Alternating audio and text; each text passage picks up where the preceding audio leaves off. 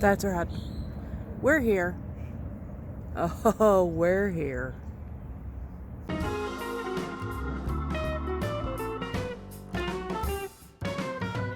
So Pearl Harbor happened, they said, okay, strip it on down, let's get it ready for combat. It arrived in Pearl Harbor in July 1942. It was the first new ship they had seen since they were attacked. Apparently the whole basin just stopped and watched them doing it. It was really a huge lift for those people because the harbor was still a state of disaster. See pictures of the battleship shooting. It looks it's almost like the ship is moved sideways. You see the water's all smoothed out. The ship doesn't do it. This thing fires because all the gunpowder is 540 pounds of gunpowder for each barrel. It puts the plasma blast out. It's a big fire. And what it does, it actually basically levels the water. They sound a siren before they fire if you're on the deck. We're talking about the guns. This is the 2,700 pound shell that shoots out. It comes out of the gun at about 1,600 miles an hour, about 2,300 feet a second. It goes 20 miles in about 40 seconds. Supersonic all the way, it goes up to about 22,000 feet and comes back. It's really limited by how quickly they can load it. These can shoot up to 450 rounds a minute. Physically, they can't load them that fast. They've got down on the last one, you see a round magazine. They drop those in, 60 shells in there, and they just had lines of people feeding them by the shot. Not much protection on these things. They had 11-man crews on these things. Basically, guys shooting and supply train people. The 40s had 30 people, 37 on the big fives, and then on these guns, 170 people, 35 inside, roughly 140 on down. Let's come on down this way. Wait. Anybody know what all these mushrooms are? Air vents? Yeah. No air conditioning on this ship. So your fresh air was getting 95-degree warm air blowing on you underneath. We still use them today. You're running and they still work. Huh. And we had teak. Teak is typical wood on Navy ships, World War II vintage. It's a good insulator, both for sound and heat. Also, it's a very oily wood, and they did spray a fire retardant on it, but it doesn't splinter because it's so oily. If you take a gunfire, a bomb, and/or a 30 millimeter from an aircraft, hitting the deck, it just puts the deck and the shell is shrapnel everywhere. This tends to absorb the energy from a shell, and it's not like oak, it doesn't splinter as bad, so that's another reason I got it. It takes a lot of upkeep. You have to stone it down and clean it all the time, which we have lots of volunteers. This was all replaced in 1971. It was a gift to the ship, but it did look just like this. Why don't you come on back this way? All these hatches you see is how they put provisions into the ship. They bring winches. There are big hatches right next to the guns. They lower the shells about 30 feet on down to the bottom of the deck for all the refrigeration. Coming back here, all the heat into that. Yeah. Come on back here. We'll talk about the airplane a little bit.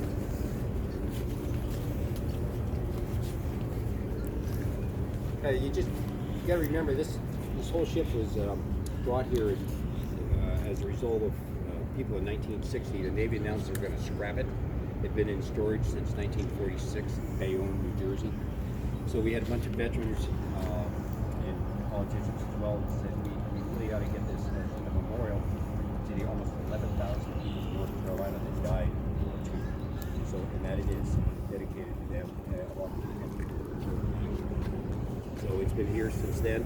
School kids were a big part of raising the money to bring it down here, my wife being one of them. They mobilized 700,000 school kids. They went out and collected nickels, dime, quarters, back then $half. That's some corporate grants. They raised $250,000, and that's how we got it down here. Towed it on down and dug this out. Here it is, and it's not supported by any tax funds today. It's all by donations. So the ship price is good for about 10, 11, 12 miles.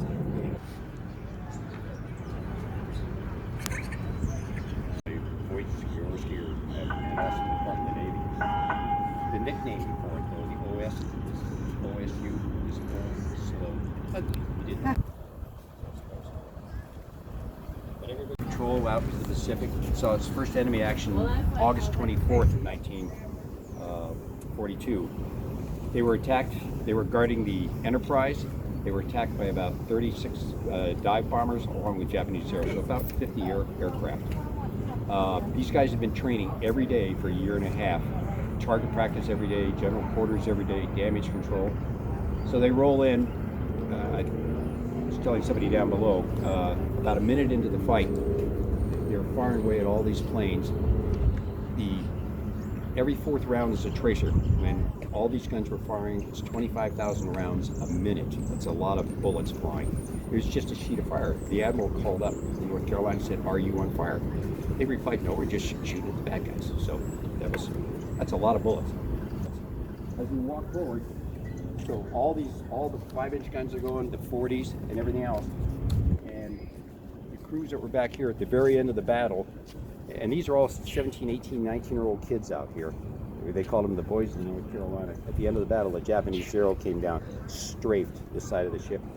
And on that the first gun that's sticking up, the second gun mount there, 18-year-old young lad, just gotten married, took a 20-millimeter round right through his chest. Obviously killed him instantly.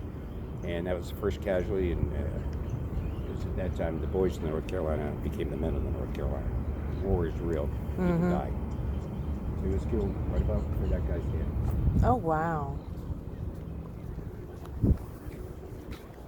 Got married. His wife had said goodbye to him when they left the West Coast. Yeah, not a good deal. Oh, boy. So I mentioned we didn't have radar. So radar did, in Let me get out of the way. 1941, radar did come along.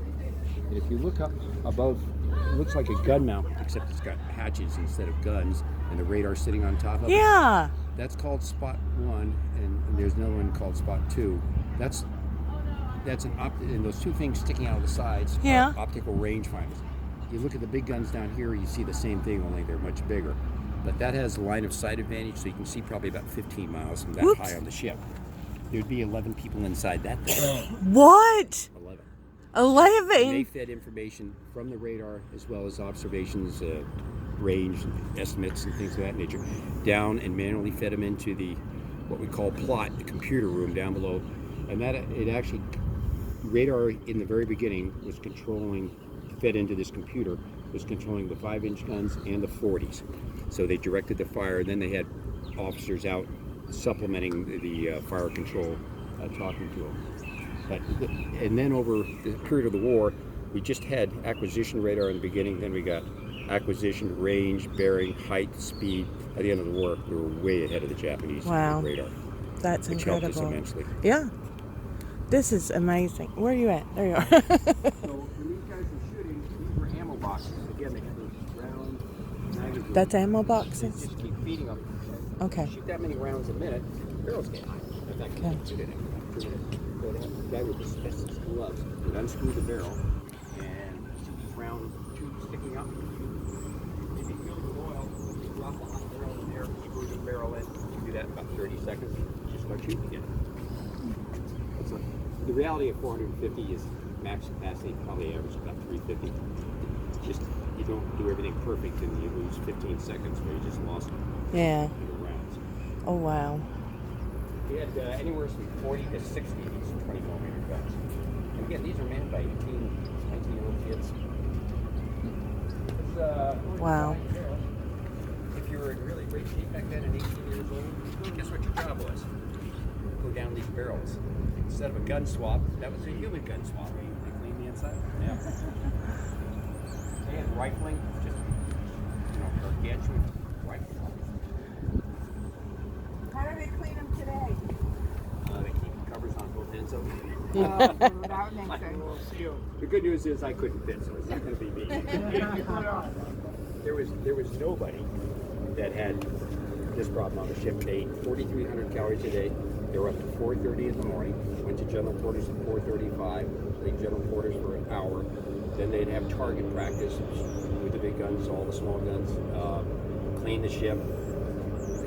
Got 3 meals in a day. Again, average 4,300 calories. You could have all the food you wanted. And when you cruise the city down below, you can see the kitchen. But they actually ate really well. they hit the rack at 10:30. Now that assumes you didn't get called to general quarters in the middle of the night, which a lot of times you did. So they didn't get a lot of sleep. Oh. 6 hours maybe. When you see the sleeping compartments down below, your nose to foot with your closest other 100 guys in experience.